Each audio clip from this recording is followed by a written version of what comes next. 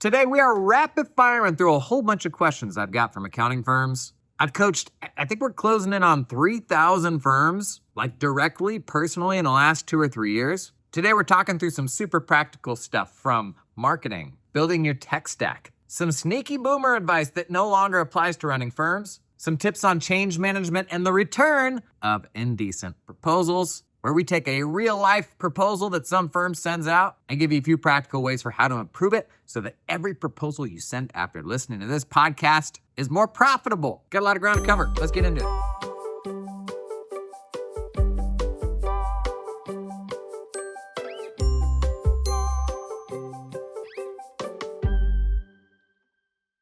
All the questions I'm running through today, people have texted me. Here's my number, 516-980-4968. I'm behind that text number. It is the world's first free accounting firm coaching service, but no guarantees on response time, okay? Okay, first up, some out-of-date marketing advice. Marketing, we talk a lot about marketing on the podcast. Myself, as someone who formerly prided myself in being like, we've never had to market, and like priding myself on referrals, that mindset, in my opinion, it's a trap. Because while not everyone needs more clients, everybody needs better clients. And if the key to like unlocking more profitable work is getting more clients to agree to kind of, your gold tier offerings that are the most profitable, and if 10% of your clients right now will agree to that, but you really want to have a whole client list of folks on gold, how do you get there? Well, we work backwards. If 5% of people that come to your website book a call, and then 20% of the people you take a call with become a client, and then 10% of those clients opt into the gold plan, how do we build an entire client list of golds? We 10x the people that hit the website. So marketing, even if you're over capacity, arguably even more if you're over capacity, it matters because it's how we get better paying work. I love this question. Hey Jason, big fan here. Was wondering if you had any input for this common problem. I plan to start my own firm, but everywhere I look, I see firm owners saying traditional advertising, aka Google ads, don't work, and that you would have to sign up for your local Chamber of Commerce and BNI. What are your thoughts on this? My thoughts are that you've been talking with somebody that has yet to hear about the internet. It's actually what we're interacting on right now. If you're listening to this podcast, this is how people learn and build connection these days. We're here and I don't know, something like 1,600 people or so listen to like a couple episodes per week. We're here talking about the inside baseball of running an accounting firm. Buddy, that is a niche thing. But this is the future of media, is niche stuff. Like traditional media is kind of in the process of being disassembled, and we all spend more time than we ever have before consuming stuff that's very, very specific to us, that in the grand scheme of things, very few people will listen to,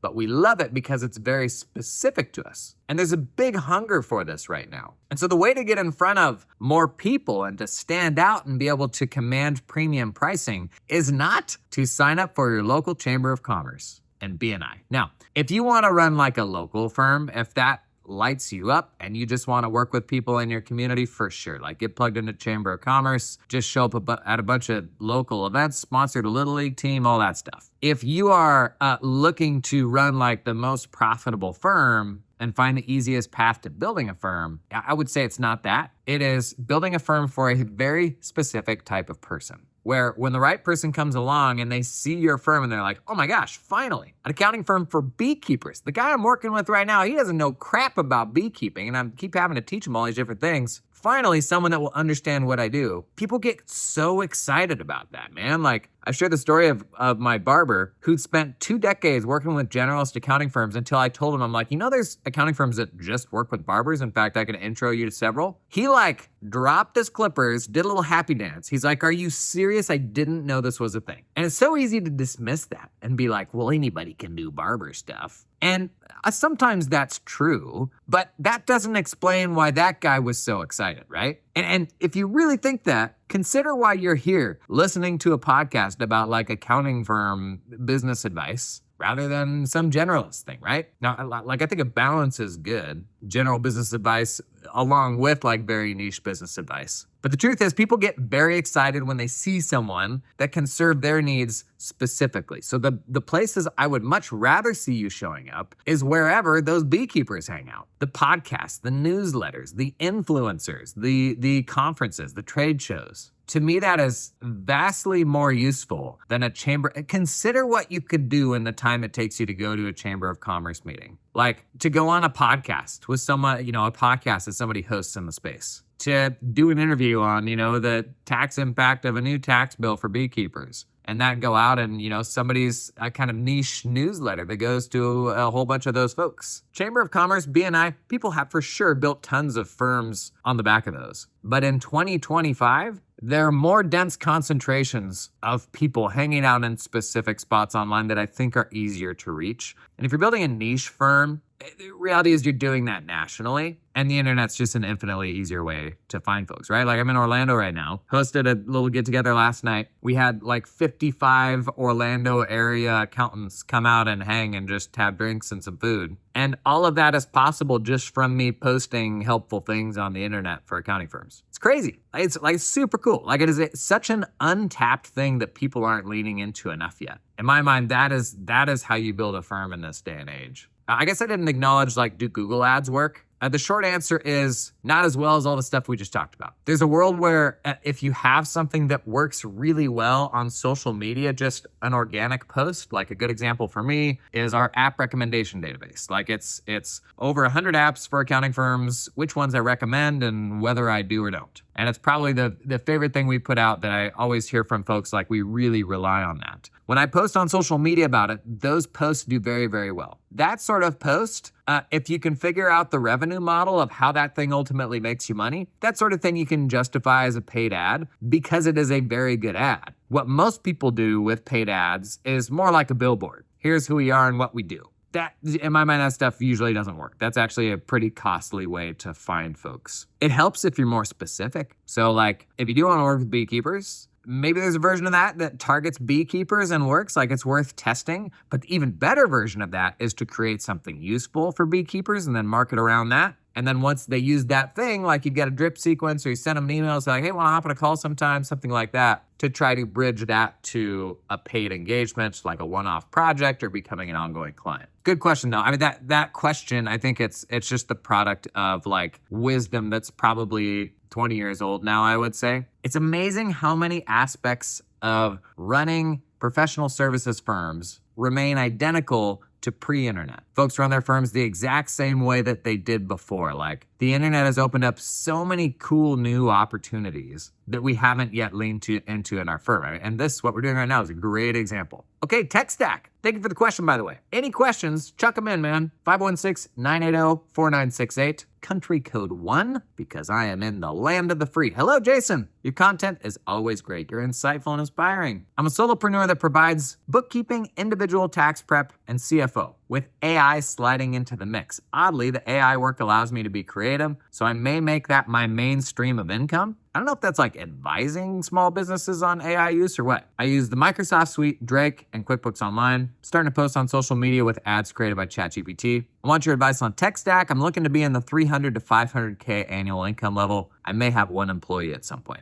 Okay, tech stack for a solo operator looks a little different than the tech stack if you're planning to grow to a team of 5 or 10 or 100. Because when you are a solo operator, there's a lot of stuff you can kind of keep in your head. Now that like there's a risk of trying to juggle all that stuff in your head and becoming overwhelming. But more basic versions of tracking, like, and I hate to say this aloud, a spreadsheet, they can get you further as a solo operator than someone who's running a team where they need everybody to kind of be on the same page. So my take here is rather than investing in the systems that manage the work, that is the practice management system usually, which is the 10,000 foot view of where all the work is in the firm, that in this case, you first invest in the workflow. So the tools that will help you get the work done faster. I think that is a better ROI than a practice management system if you are a solo firm. So this person, they're doing bookkeeping, individual tax, and CFO work. So everything, okay? Best platforms on the bookkeeping side right now are probably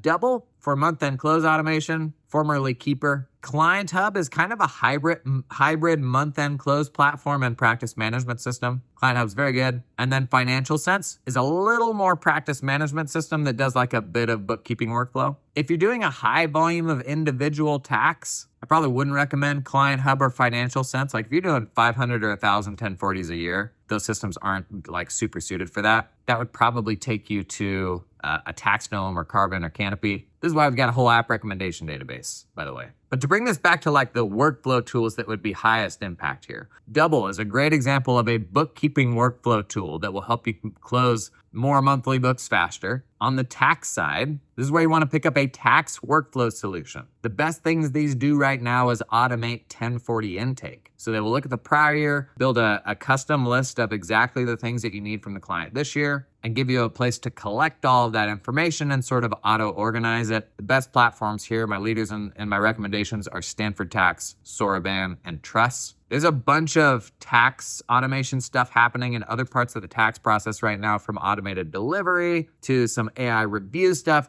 The most real, the most universally helpful tax workflow solutions right now, they're handling 1040 intake. That's where the greatest time savings opportunity is. And so in this case, if you're a solo operator, rather than going down the path of like spending a bunch of money on a practice management system, I would say first look at these workflow solutions. It will just help you get work out the door faster. Then if you want another system, you feel like you need a system to manage the overall flow of work, take a look at those practice management systems that I mentioned. Those will get you to $500,000 in revenue at no problem. They'll get you way past that. Dude, low key, a solopreneur accounting firm, 2025, pretty great single person business. One other sort of newbie question here, and then we're going to get into kind of more of the big boy firm questions. Should I get my CPA first or launch my accounting firm first? Let me give you a first to do before these firsts. First, learn what you enjoy in the accounting universe by getting as much experience as possible. So like the best thing you can do out of school is get some audit experience, get some tax experience, get some bookkeeping experience, get some experience managing clients. These are all things that will inform, if you do someday want to run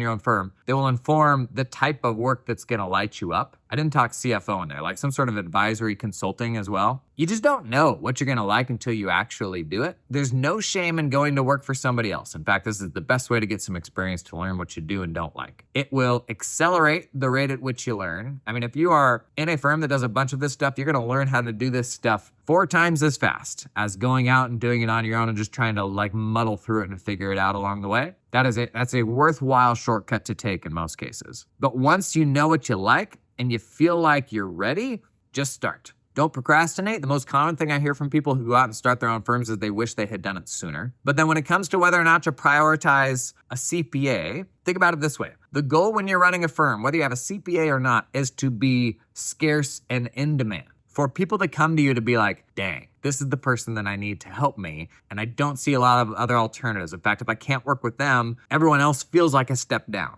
That's where you want to be. That's how you want to be perceived. That's how you can command really good fees for what you do. So how do you get there? There's a whole bunch of paths to get to being like this sort of scarce in-demand person. But to just outline 2 paths. One, you can do what we just talked about earlier in this episode, where you find a very specific type of person that you can solve. Like not real estate or dental. There's tons of people that do that. Go more specific. So specific that it makes somebody stop in their tracks and be like, oh dang, finally somebody is doing this just for me. The world is humongous. It will always be bigger than we think it is, which means there's more people in a micro niche than you think, than you suspect. Like our kind of monkey brains aren't able to get around just how big the world is and how many people there are. So don't be afraid to go very specific. It's actually an easier way to find people than going general. So consider how much time and effort it would take to be the leading accounting firm for taxidermists. I don't know, something specific. You can get there in 90 days.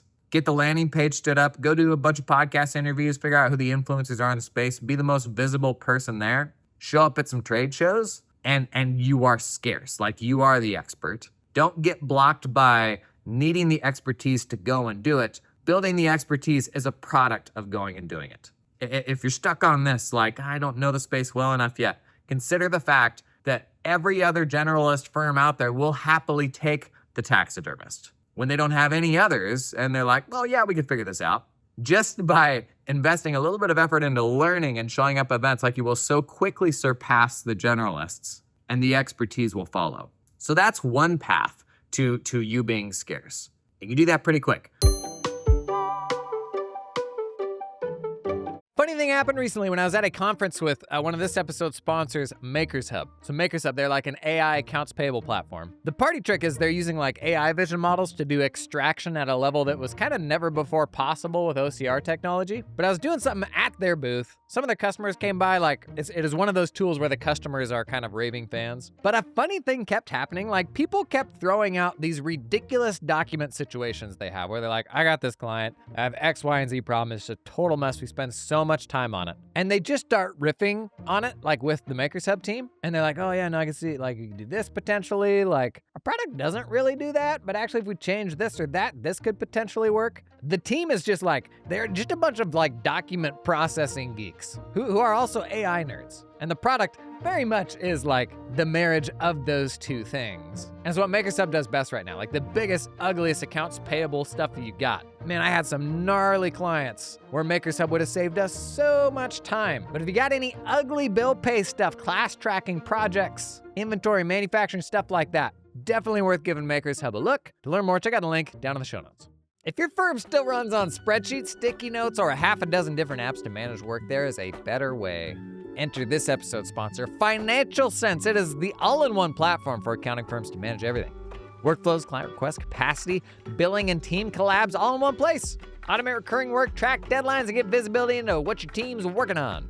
Built specifically for firm owners who want less chaos and more control. That's actually an important detail. If you're the type of firm owner that wants more chaos, or if you want less control, this one's actually not for you.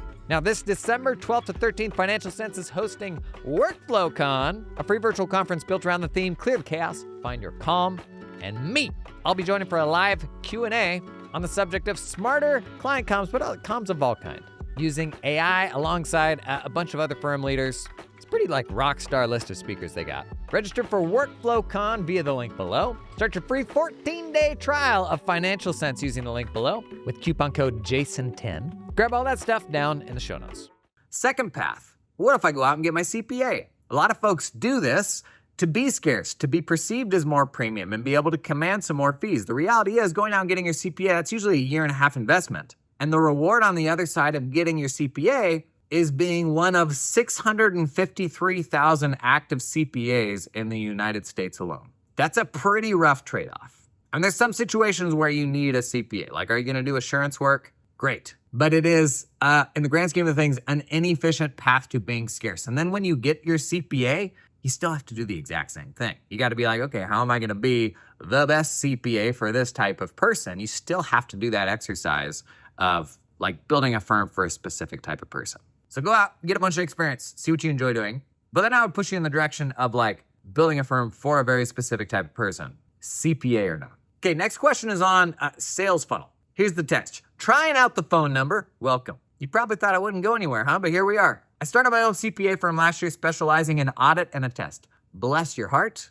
You know what? Auditors are people too. But I had one audit class in college and thought, this will not be for me. And honestly, it's what kept me out of Big Four because I knew they were just going to chuck me into audit. So in the end, that was probably a good thing. Anyways, back to the text. Since then, I had two prospects and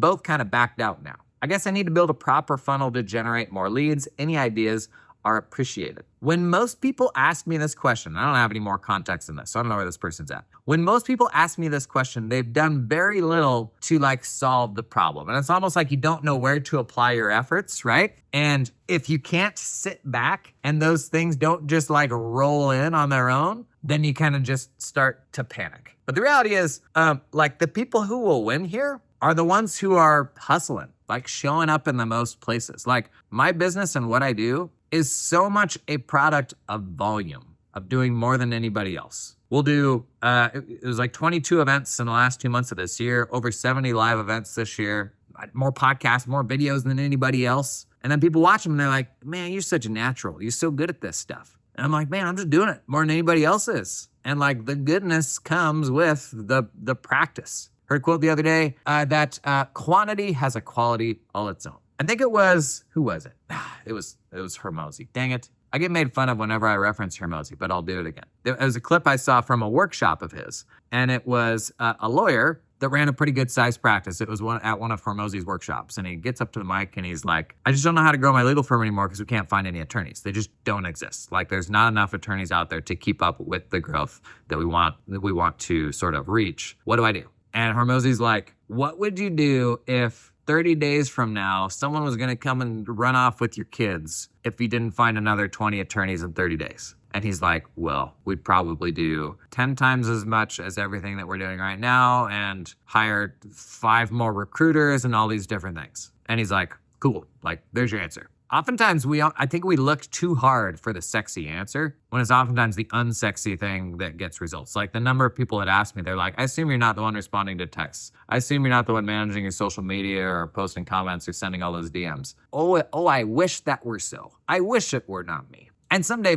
it almost certainly won't be. But sometimes you just got to do a bunch of volume and like make the time for it. And that is the solution. So if that sales funnel is empty, take all the principles we've talked about so far. So in your case, you do an audit. Who are the people that buy audits and where do they hang out? How can you develop a course around audit readiness for a specific type of business? Maybe run ads around that. That's one that I think would actually work, especially if the handoff is then to a $14,000 audit engagement. Decide like where you are going to put in your efforts and then just hammer on it. Whatever level of effort or number of iterations you're thinking of, like what would have to be possible to do 10 times as many of those? And it's going to be more work and it'll come with some trade-offs, but you're going to learn faster. You're going to figure out what works and what doesn't work a lot faster. And then don't forget about other accounting firms, especially in audit. There's a lot of accounting firms with more work than they can handle who are more than happy to refer work out to new firms. I was talking with somebody last night where a bunch of firms in their town have just started cutting any clients under their minimum annual fee of $10K.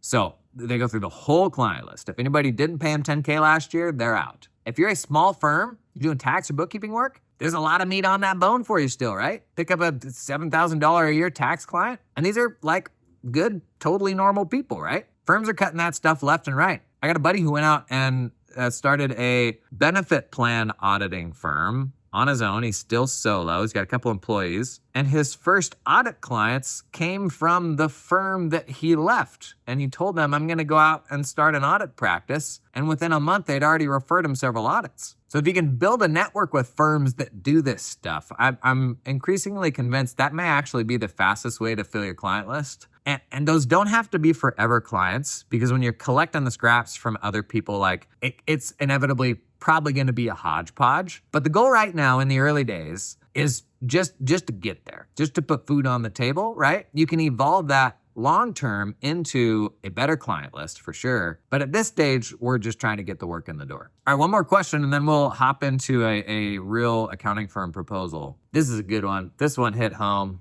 I dealt with this one a lot. Here's the text. I can't believe you gave out your phone number. That is so awesome. Maybe for you, my friend. It would be great to hear you touch on the following. I'm the director at a firm similar to your old firm. Older partners using hourly billing, very good tacticians. We're on track to do close to $2 million this year tax and accounting services. Two of the partners have incredible experience. One has 30 plus years tax experience, the other many years of running businesses, being a CFO, raising capital, etc. I'm trying to push them to step away from doing the low value day-to-day tasks like tax prep, answering random questions, putting out fires, so they can focus on higher value tasks like tax planning, training, fractional CFO, and running the business. The problem is they will not let go. They complain about how busy they are and that they want to do these higher level things, but say they can't because they're too busy. How do I convince them to let go? Is it a trust issue? Maybe an identity issue? Both are over 60 and should not be working as much as they do. So many thoughts. So many thoughts. Okay, 2 steps here. First, are they actually convinced and convicted that the thing you want them to do is the better thing? We come to people when we have our own big brain ideas and we learn things from, the podcast or content or whatever it is.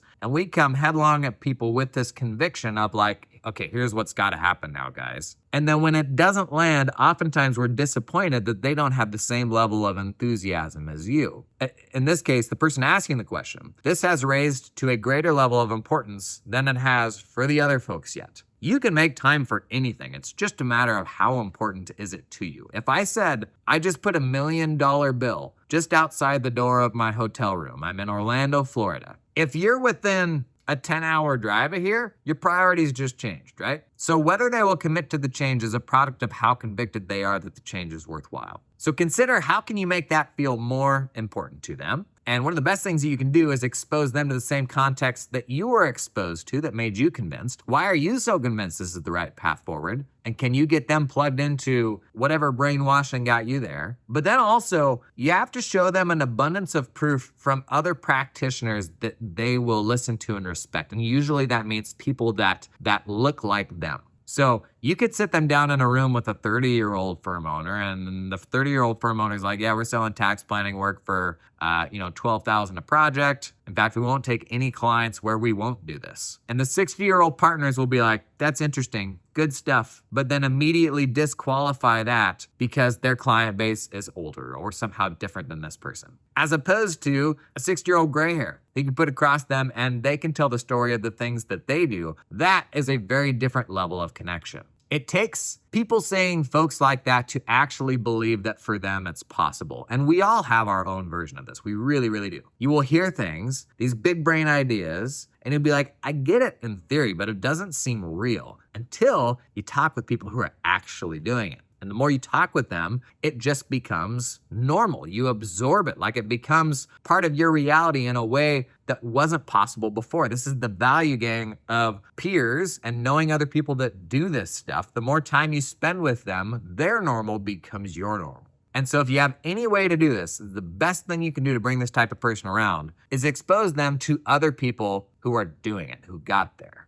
That reprograms their reality to see that, like, okay, this actually is something that's achievable for me. Now, in practice, the reality of actually getting there, of getting to that more valuable thing, human nature, if we save time on anything, is to simply do more of the things that we already do. Like that old adage of, oh, we can save a bunch of time on XYZ and get back to the more valuable stuff. That almost never happens. You actually have to be very careful. If you are going to save time, you have to plan ahead to say, what are we going to do with that saved time that's more valuable? Otherwise, you'll just take on one more bookkeeping client or one more tax client or whatever it is. You'll fill that void with more of the same. That's the default for everyone. So we got to get intentional about, like, how much time should we be spending on this? Literally make it a number, like make that a goal for next quarter. But then the way you get there is through elimination, well, something's got to give to get me the time to be able to do that, right? And so this is going to probably look like an uncomfortable level of delegation, breaking some assumptions around what is possible to be delegated and what is not. And it's something you've never delegated before. You got to figure out how to do it. If you can, talk with other people who have done it before. Pull an assistant into your email inbox for the first time. The number of people that still don't do that is shocking to me, but so many people have. And so if you're stuck on how do I do that, go talk with people who have. Go ask on social media, join my community, make a post. Anybody want to just hop on a Zoom call and tell me how you've pulled an admin into your inbox? And in 48 hours, you will have a model for how to do that. Because if you are very far along in the firm running journey, it's not a question of money, it's a question of know-how. You can afford a VA. You just haven't seen a clear path for how to do that yet. So it's going to take stuff like that, like learning new delegation skills and challenging your framework for how you have to work right now to free up the time to be able to go and do that new thing. And if we couple this with just our inability as humans to estimate our own capacity, having wiggle room to be able to do this other stuff, it won't happen until you have delegated and cut so much stuff that part of you will be like, what am I going to do with all this extra time? Like, that's the degree of elimination that it requires, because we always underestimate what we've got coming in the pipeline and how much time it will take. So it should be like, how do I get down to half time? If you look at your responsibilities right now, you cut half of that stuff successfully, you'll find you pick up another 30% of the things you weren't doing that you should have been doing because you were over capacity. But at least now you have 20% of space to do that new thing, right? That is a universal truth I found. That list of things that you really want to get done today that you always only get halfway through, that's not a list of to-dos, buddy. That is a wish list. Wouldn't it be nice if I could get all those things done? And so we kind of just have to build that bias into our planning. The fact that it will never go as well as you think it will, which is just kind of a sad framing for that, right? Okay, let's look at an accounting firm proposal. Roll that spicy transition. It's time for Indecent Proposals, where we fine-tune your client proposals to help you land better paying projects. Let's get into it. So I'm talking with a person last night, listens to the podcast. They're like, I keep getting ads for the movie Indecent Proposals. Since since watching the podcast, and Google can see like what is the script in the podcast that they're listening to, and we say indecent proposals a number of times because that's the name of the segment. They're like, since listening to this, I now get served ads and I see like Demi Moore stuff and all these things. If that's happening to you, drop a comment. I would love to know if that's an anomaly or if this person, just like me, Googled indecent proposals to make sure that this wasn't too problematic to use as a segment name. I just thought that was hilarious. So if you follow my main YouTube channel, you know that about 6 months ago, I ditched my traditional bank for Mercury.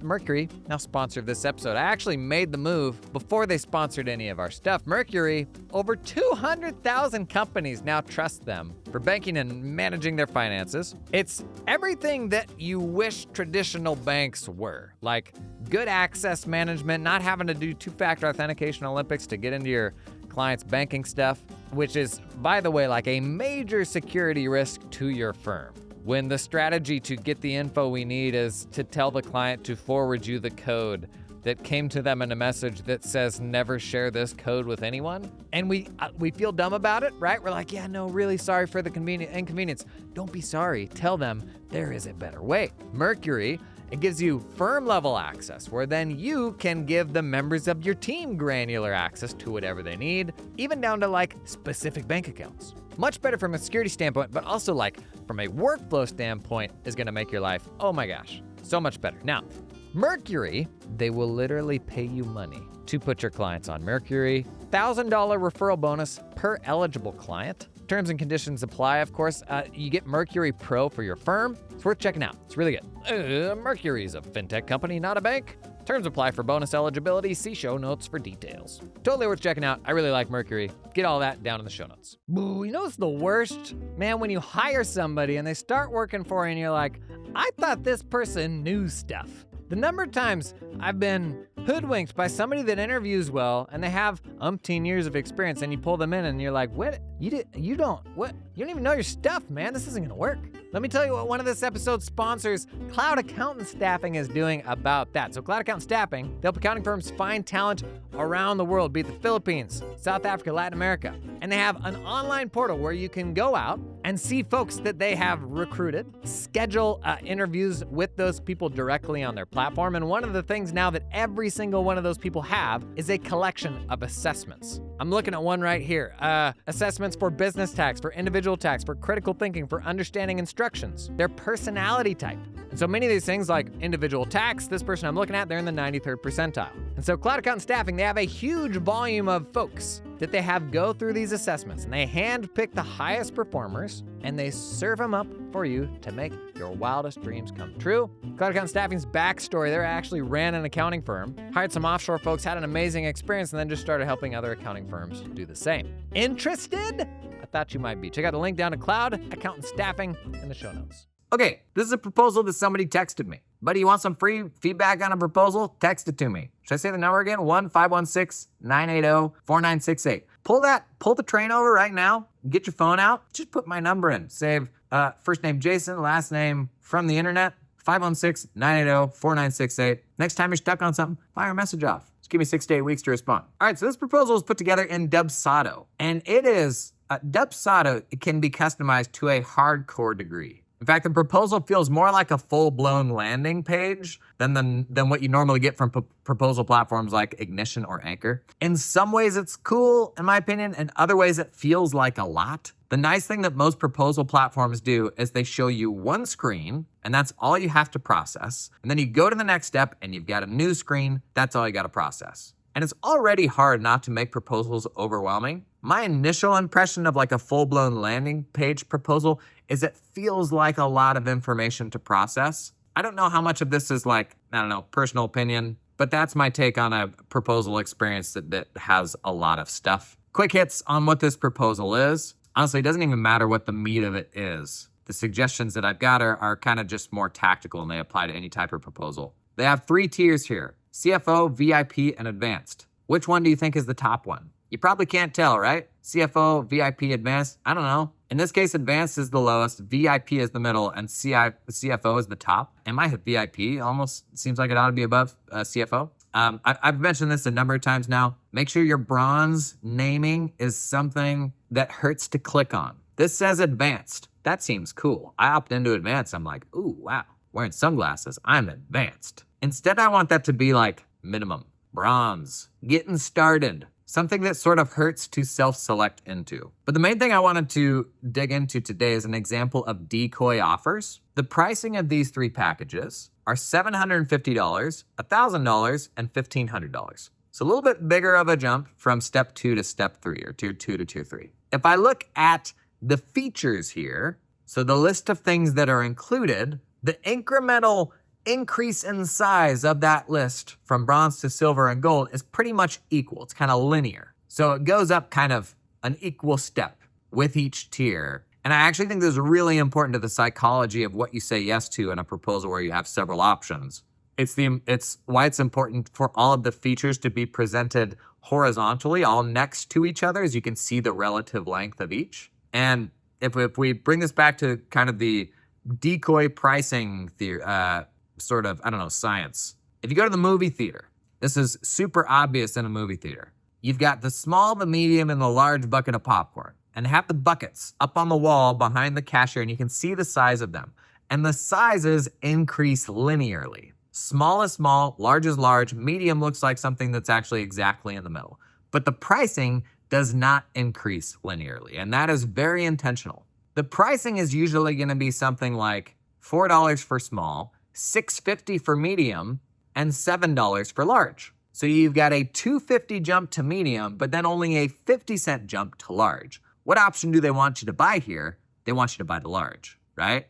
The large is an equally big step up from medium, but a tiny price increase step up from medium. So Big Movie Theater has decided we're going to make the most money if people buy the larges. Now, why don't they make this $4, $5.50, $7? That's more reflective of the volume of popcorn, right? Doesn't that make more sense? Isn't that fair? Here's the thing. Simply by increasing the price of medium from $5.50 to $6.50, you will get way more people to buy large. But I don't need that much popcorn. I actually just want the medium amount of popcorn. But you will buy large because you'll feel like a sucker if you buy medium. And we think people rock up to these proposals and look at all the detailed items and are like, yes, here is what I actually need. The reality is it is more complex than that. If we set these prices linearly, yes, then I think people just rock up and they're like, what do I actually need?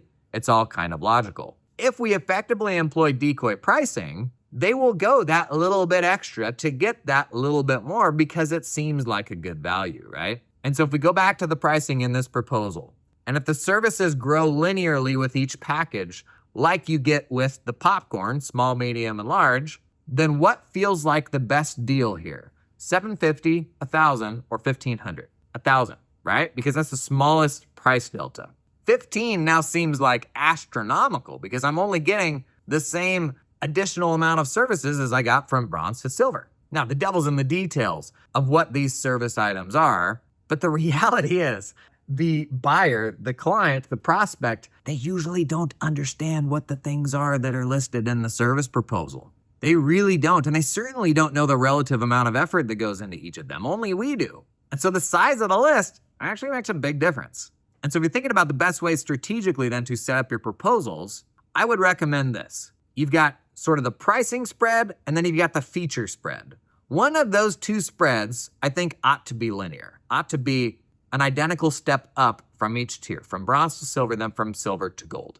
Similar to the popcorn, like there's only so much mathing that we can do to sort of get to an option of what feels like the best value. So either your price or the list of features needs to go up equally on each step, and then you use the other one to create a decoy. So the way that I would do this in most cases is my list of features would go up equally with each tier, but then my pricing would not. If you just want like the swipeable option here, what I recommend, make sure your features go up an equal amount with each tier. Set your bronze pricing to 105 or 110% of what they paid last year. Set your silver pricing to be pretty close to your bronze pricing. The bump I recommend is generally whatever your service margin is. So if you run a 30% margin firm, make silver 30% more than bronze. Now, every time somebody opts into silver instead of bronze, that project is twice as profitable. Again, 30% margin firm, client pays 30% more for an engagement. Project is twice as profitable, means you could cut 2 bronzes, means you could cut one of your bronzes every time you pick up a silver and make the same money.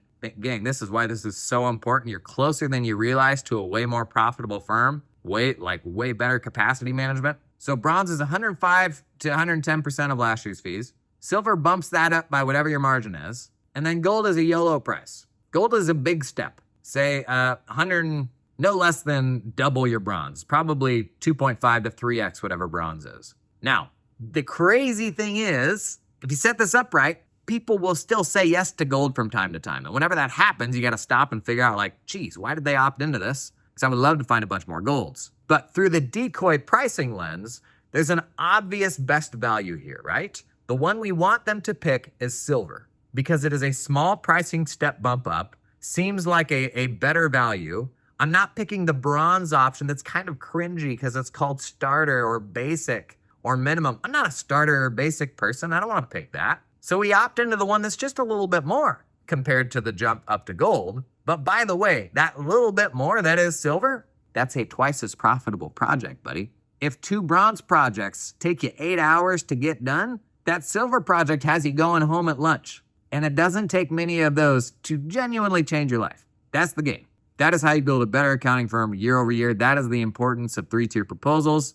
That's why getting off hourly billing is the first step to getting there. And it's why we have to make time to do proposals right. People get to the end of the year and they're like, I don't have time to do annual renewals, man. I got holidays. I want to do all these other things. I have to, do tax planning because I get paid well for that. Where is the more important place to spend your time than on how much everybody's going to pay you? And you can see, just by dialing in this a little bit, how this leads to your projects just being much more profitable. It is real. I wish I could show you the DMs I get from people. They're just so exciting. They're like, just got my first silver, just got 3 more silvers. Oh my gosh, just got my first gold. It's amazing to see it actually working for people. It's super cool. Last bit of feedback I have on this proposal, I'm going to read through what the silver package includes and see if you can hear it. This package includes 0 subscription, Receipt Bank, the software platform, monthly record keeping, monthly financial reports and dashboard, unlimited communications, quarterly strategic meetings, 1099 compliance and filing, year-end tax-ready financial package, annual financial forecasting, and cash flow forecasting. I don't know that your client knows what most of those things are, but I know what they do want to know is it cool if I text you? We use Slack. Is there any way we could pull you into our Slack? How much time should I expect it to take to hear back from you? Because my last guy was a nightmare to get a hold of. Right now in this proposal, the only service item they have related to the client experience is they have unlimited communication at all 3 tiers. That service delivery is a super valuable dial to capture people's willingness to pay for premium stuff. What's going to make somebody say yes to that YOLO price is that they identify as a gold person, as a VIP person. They're part of the President's Club. They go to the airport and they walk straight into the airport lounge and then are escorted to their first class seat. Some people are just wired that way. Many people are wired that way and don't make very much money, but they'll pick the option that sort of aligns with their identity. And this is where building out service items that are actually about the service delivery and not about the service itself will speak to clients oftentimes more than the underlying service. Great example of this is you do month-end closes. Somebody has to get done on the first of the month, right? If you instead make the firm policy is that everybody gets done by the 15th of the month, then we're not getting any more money from the folks that are like, I should be in the front of the line. And so if we have varying levels of ability to deliver, let's price that into our engagements. In this case, I think it's a missed opportunity to say unlimited communications is available on all plans because that's a lever that we can use to push more people up to the more premium offerings that actually doesn't take a huge amount of more time for us. We don't want the gold tier at 3 times the price to be 3 times the work. We want it to be 3 times as premium. And if that means they get a 24-hour response time, whereas the bronze get a 72-hour response time, and by the way, most clients will use that once a month, twice a month, but then that gold project is 2 to 4x as profitable as the bronze project, as silly as it is that people will buy it just to have it, they will. And if I don't give them the option to give me the money for that, they will actually think that my firm may not be for them. Like if they are the person that needs the VIP fast lane and I don't show them a VIP fast lane, they'll go and look for somebody else who will, and they'll pay them for it. And that firm will make a bunch of money on that client. Can you tell how geeked I am on proposals? I did this stuff in my firm and it absolutely changed so much. Like I spent a lot of time on proposals. This is when I'd managed to get myself out of client work and dialing this stuff in, optimizing every single one, squeezing another 5 to honestly 25% out of every engagement. Like you can double the profitability of your firm in 1 or 2 annual cycles of this stuff. Like it's so crucial. And this is the time we need to be thinking about it. Now, reality is 2/3 of accounting firms still do not do year-end annual renewals. I would encourage you to change that. If you're still doing after the fact hourly billing, this is as simple as giving people a price up front for the first time. That's kind of step 1. And all you're doing is saying, assuming the scope is pretty much the same as last year, this is what we're going to charge you. But then build on that to say, this bronze option is what you've done with us historically. Did you know we have more premium options? And you're off to the races. Like there's so much opportunity in doing this. Gang, I want to say thank you for the text. Thank you for the questions. We wouldn't be here having these valuable conversations if folks didn't share those questions. If you got one, pop it in the comments, send me a text, shoot me your proposal link if you want to do more of these sort of indecent proposal things. Hopefully you aren't getting ads with Demi Moore in them. And thanks for being here. I'll catch you in the next one.